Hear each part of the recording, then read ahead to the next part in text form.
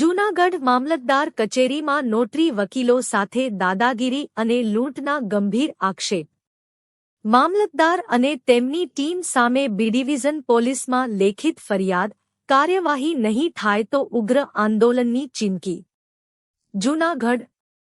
જૂનાગઢના B division police સ્ટેશનમાં મામલતદાર કચેરીમાં ફરજ બજાવતા અધિકારીઓ સામે ગંભીર આક્ષેપો સાથે લેખિત ફરિયાદ નોંધાવવામાં આવી છે. ફરિયાદમાં આરોપ લગાવવામાં આવ્યો છે કે મામલતદાર કચેરી બહાર છેલ્લા 2 વર્ષથી કાયદેસર રીતે નોટરીનું કાર્ય કરતા નોટરી વકીલ સાથે મામલતદાર અને તેમની ટીમે ગેરવર્તન, ધમકી, અપશબ્દો અને લૂંટ જેવી ગંભીર હરકતો કરી છે. ફરિયાદ અનુસાર ના રોજ મામલતદાર કચેરી બહાર નોટરીનું કામ ચાલી રહ્યું હતું ત્યારે મામલતદાર તથા તેમની સાથે આવેલા કેટલાક કર્મચારીઓ સ્થળ પર પહોંચી ગયા હતા. ફરિયાદમાં આરોપ છે કે ટીમે કોઈપણ પ્રકારની કાનૂની કાર્યવાહી કે પંચનામા વગર જ નોટરીના દસ્તાવેજો, સિક્કા, ટિકિટો તેમજ અન્ય સામગ્રી જપ્ત કરી લીધી. ફરિયાદમાં વધુમાં એવો પણ આક્ષેપ કરવામાં આવ્યો છે કે રૂ. 2000ની નોટરી ટિકિટો, અંદાજે રૂ. 40,000 કિંમતનો મોબાઈલ ફોન તેમજ અન્ય મહત્વના દસ્તાવેજો પણ લઈ જવામાં આવ્યા હતા. વિરોધ કરતા ફરિયાદીને ધમકીઓ આપવામાં આવી અને અપમાનજનક ભાષાનો ઉપયોગ કરવામાં આવ્યો હોવાનો પણ આક્ષેપ કરવામાં આવ્યો છે. ફરિયાદમાં મામલતદાર ઉપરાંત તેમની ટીમના કેટલાક કર્મચારીઓના નામો પણ ઉલ્લેખવામાં આવ્યા છે અને તમામ સામે કાયદેસરની ગુનાહિત કાર્યવાહી કરવાની માંગ કરવામાં આવી છે. ફરિયાદીએ સમગ્ર ઘટનાની નિષ્પક્ષ તપાસ કરી દોષિત અધિકારીઓ સામે કડક પગલાં ભરવાની માંગ સાથે પોલીસ સમક્ષ રજૂઆત કરી છે. આ સમગ્ર ઘટનાને લઈને નોટરી વર્તુળમાં ભારે રોષ જોવા મળી રહ્યો છે. જો જવાબદાર અધિકારીઓ સામે યોગ્ય કાર્યવાહી નહીં થાય તો આગામી દિવસોમાં ઉગ્ર આંદોલન અને કાનૂની લડત શરૂ કરવાની પણ ચેતવણી આપવામાં આવી હોવાનું જાણવા મળ્યું છે. Saurashtra media news network, Junagadh.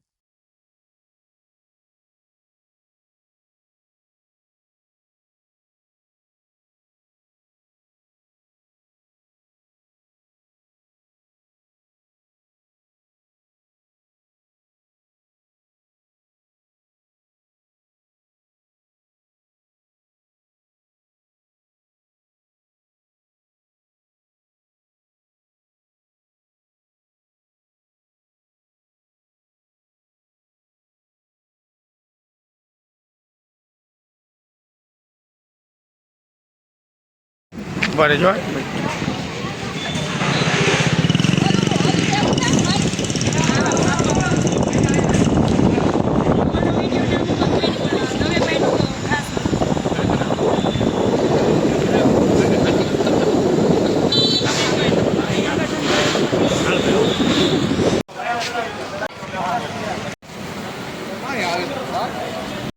બધી ઘણી ને બધા વિરોધ કરે.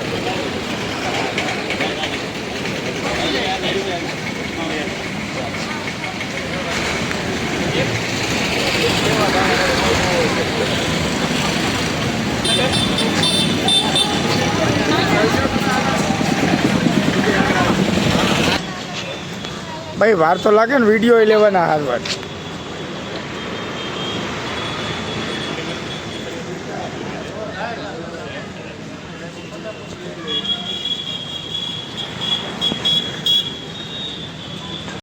બરે જો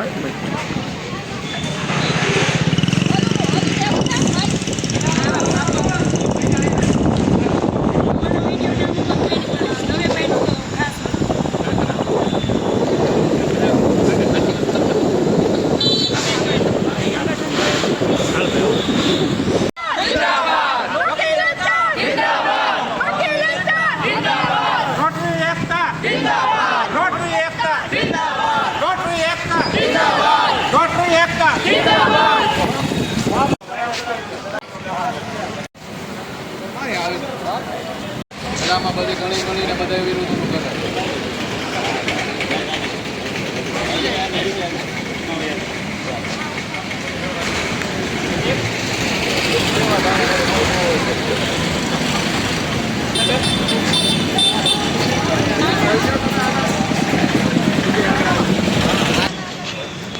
ભાઈ વાર તો લાગે ને વિડીયો લેવાના હારવાર.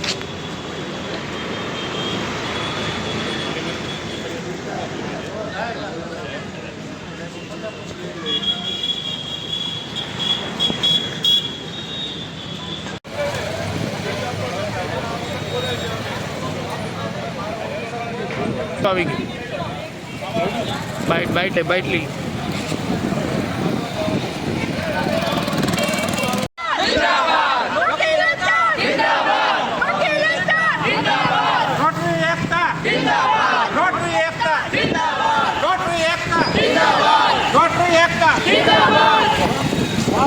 હું સાદિયા મનીષાબેન એડવોકેટ એન્ડ નોટરી. આજના રોજ અમે સવારના પોરમાં સવારે ત્યાં મામલતદાર ઓફિસે કામ કરવા માટે ગયા. ત્યારે ગયા તો થોડીક વાર થયું, હજી તો કાંઈ અમે સામાન કે કાંઈ 10 રજિસ્ટર કે સિક્કા કે કાંઈ બહાર કાઢ્યું નહોતું, ખાલી બેઠા હતા. થોડીક વાર થયું અને સામાન રાખી અને કામ કરવા બેઠા તો ત્યાં મામલતદાર સાહેબ આવી ને અમને એમ બોલ્યા કે અહીંથી તમે નીકળી જાઓ. એ કે દર પેલી છે ને આવીને અમને બોલી જાય છે ત્યાં મામલતદાર સાહેબ, અને વકીલો પ્રત્યે અડધૂત શબ્દો બોલે છે.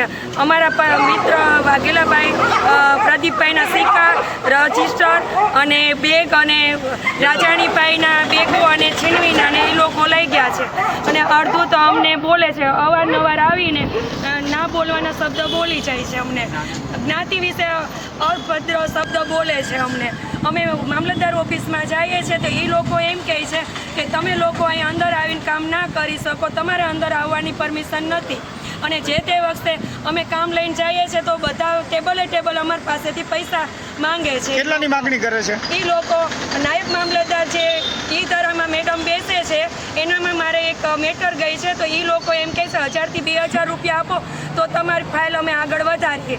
અને બીજું તો એમાં એવું કહેવાનું થાય છે જે લોકોની આ કોન્ટ્રાક્ટ બેઝ ઉપર બેઠા છે, જે લોકો હું જે આવકના દાખલા નોન ક્રિમિનલ લઈને અરજી લઈને જાઉં છું તો એ લોકો એમ બોલે છે કે તમારી અરજી આ ના લઈએ અમે.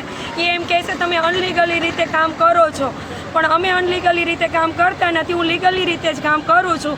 એ એમ કહે છે કે તમે એફિડેવિટ અરજદાર વગરનું નોંધો છો, પણ હું અરજદાર વગર કાંઈ પણ વ્યક્તિનું કામ કરતી નથી. આવું કોણ બોલે છે? એ ત્યાં એક છોકરો છે જે કોન્ટ્રાક્ટ બેઝ ઉપર બેઠો છે, અંકુશ કરીને છે, એ અને નાયબ મામલતદાર મેડમ છે એ બોલે છે. એ એમ કહે છે કે તમે એક ફોર્મના મને 50 રૂપિયા આપો તો તમારું એ આવકનો દાખલો અમે કાઢીને રોજના રોજ આપશું. આજે શું કર્યું તમે અત્યારે? આજે અમે અહીંયા બી ડિવિઝનમાં આવ્યા હતા. અમે ફરિયાદ દાખલ કરવા માટે આવ્યા છે કેમ કે અવારનવાર એક જ્ઞાતિ પ્રત્યે અમને અધૂટ કરે છે. શું કીધું બી ડિવિઝનમાં આજે? અને હા, અને અમારા જે સિક્કા અને જે રજિસ્ટર ને બધું છે એની મામલતદાર બારૈયા સાહેબે અમારી લૂંટ કરી છે. શું માંગણી છે હવે? અને મોબાઈલ આ ભાઈના વાઘેલાભાઈ છે એનો મોબાઈલ, રજિસ્ટર, ટિકિટો ને બધું બેગ ને બધું લઈ ગયા છે. શું માંગણી છે હવે અંતે? અમારે એ જ માંગણી છે કે મામલતદાર સાહેબ આવી એની સામે કાયદેસર પ્રત્યે કાર્યવાહી થાય. કાર્યવાહી નહીં થાય તો કેવા પગલા આગામી દિવસોમાં રહે વકીલ મિત્રો? જો કાર્યવાહી નહીં થાય તો હું ભૂખ હડતાલ ઉપર બેસીશ. વકીલ મિત્રો કેવી રીતે આગળ આવશે? અમે બધા એના સપોર્ટમાં છીએ, બધા સપોર્ટમાં છીએ. તો મામલો જી મામલતદાર ઓફિસમાં જે એડવોકેટ એન્ડ નોટરી અને બીજા એડવોકેટ સાહેબ જે ત્યાં ગયા હતા આજે, એમને ત્યાં ઠેલા લઈને બેઠા હતા અને ત્યાંથી એમના ઠેલા મામલતદાર સાહેબ અને એમની સાથે જે સ્ટાફ હતા એ લોકોની પાછી ઝૂંટવીને લઈ ગયા. એટલે એ સંદર્ભે મને ત્યાંના વકીલ સાહેબોનો ફોન આવ્યો. એટલે ફોન આવ્યો એટલે અમે અમારે કોર્ટમાંથી અમારી કામગીરી મૂકી હું ને અમારા સેક્રેટરી મનોજભાઈ દવે ત્યાં મામલતદાર ઓફિસે પહોંચ્યા. અને મામલતદાર ઓફિસે પહોંચ્યા અને વાત કરી સાહેબ કે ભાઈ ખરેખર શું હતું. આ પહેલાં અમારા વાળાને સાંભળ્યા અમારા એડવોકેટે ભાઈ શું સિચ્યુએશન હતી.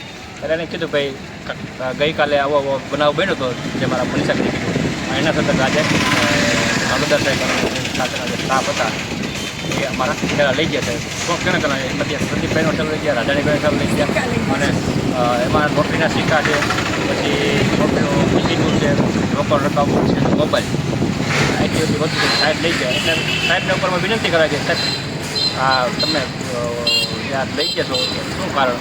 તો ઉપર સાહેબ હતા નહીં, સાહેબ અંદર પહેલાં વાત કરતા હતા. એટલે કોઈ કીધું ભાઈ બહારના પ્રમુખ આવ્યા છે અને સેક્રેટરી પ્રમુખ તમને મળવા માગે છે એટલે કે બોલ આવું.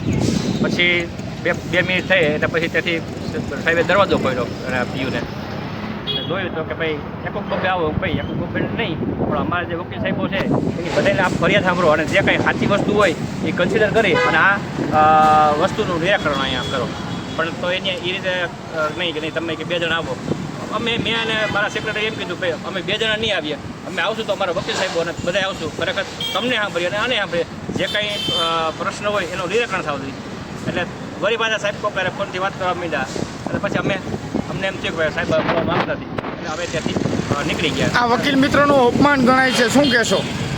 અપમાન તો ન ગણાય, પણ સાહેબને જે કાંઈ હોય પણ વકીલ સાહેબોને જે ઠેલાના અંતર લઈ ગયા એ મારી દ્રષ્ટિએ વધુ પડતું કરે. આ ચીજ લોકશાહીનું અનંત થયું. આની સામે પછી હું થયું તમે બી ડિવિઝન અત્યારે પછી ત્યાં જે નોટરી સાહેબો અને વકીલ સાહેબો જેના માથે આ બનાવ બન્યો એ લોકો અમારે જુનાગઢ બારમાં આવી અને એમને બધી રજૂઆત કરી અને રજૂઆત કર્યા પછી એમને એવું કીધું કે અમારે આ સંદર્ભે ફરિયાદ કરવી છે, તેથી તેને આજે એમના વિરુદ્ધ અમે ફરિયાદ આપી છે અહીંયા અને લીગલ કાર્યવાહી થવા બધાય વકીલ મિત્રો પછી આપણે બધા 12 જણા લોકો મેં અહીંયા રજૂઆત કરવા આવ્યા અને ફરિયાદ આપી. નમસ્કાર. બારસન જુનાગઢમાં નોંધાયેલા લગભગ અંદાજિત 15 થી 20 એડવોકેટ મિત્રો, જેમાંથી 7 કે 8 નોટરી પણ છે અને વર્ષોથી આજે જુનાગઢની મામલતદાર કચેરીમાં પ્રેક્ટિસ કરે છે અને મામલતદાર કચેરી ડેપ્યુટી કલેક્ટર.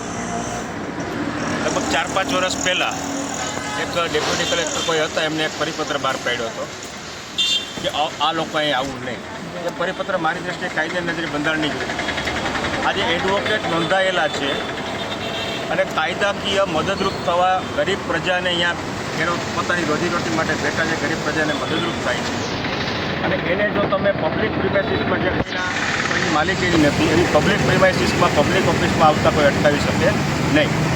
આજે ફરીથી એ જ ઇન્સિડન્ટ બન્યો અને સવારે મારા પ્રમુખશ્રીને ફોન આવ્યો એટલે 12-12:30 અમે અમારું કોર્ટનું કામ પડતું મેલી અને હું ને પ્રમુખ ભાવેશભાઈ જીજુવાડે સીધા સિટી મામલતદારની કચેરી ગયા.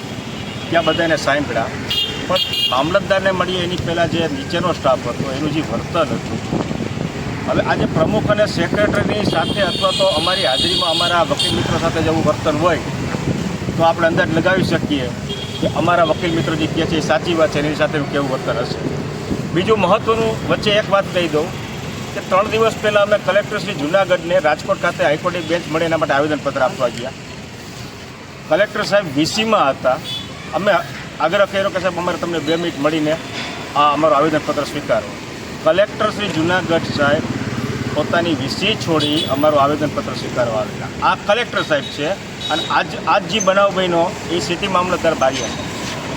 આ બંને વચ્ચેનો આ જમીન આસમાનનો તફાવત. આજે બારિયા સાહેબે પહેલાં તો 4-5 મિનિટ અમને રાહ જોડાવી, મને અને પ્રમુખ સાહેબને. પછી અમે બીજી રજૂઆત બીજી જગ્યાએ કરતા હતા.